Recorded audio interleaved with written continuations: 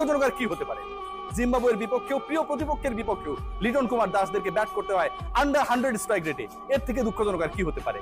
জিম্বাবুয়ের বিপক্ষে টস জেতার পরে বাংলাদেশ টিম ম্যানেজমেন্টকে ডিসিশন নিতে হয় যে আমরা আগে বোলিং করব, তারা 140-এ অল আউট হয়ে যাবে, আমরা 2 বল বাকি থাকতে 2 ওভার বাকি থাকতে 6 উইকেট বাকি থাকতে আমরা টস করে যাব। বিশ্বকাপের পরিকল্পনা প্রস্তুতি কি এটা?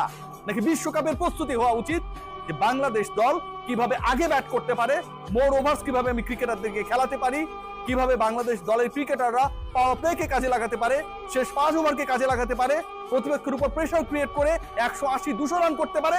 That is the proper preparation of the world cup. আমরা কি সেই পরিকল্পনায় আছি? আমরা নেই। We are just thinking to win one more T20 international matches. আমরা শুধু সংখ্যা বাড়াতে চাই। এই সংখ্যা বাড়ানোর পরিকল্পনা যখন আমরা করি, ঠিক তখন বাংলাদেশ দল, বাংলাদেশের পরিকল্পনা, বাংলাদেশের ক্যাপ্টেন্সি, বাংলাদেশের ব্যাটিং অর্ডার এবং ব্যাটারদের পারফরমেন্স প্রশ্নবিদ্ধ হয়। আমার বক্তব্য প্রশ্নবিদ্ধ।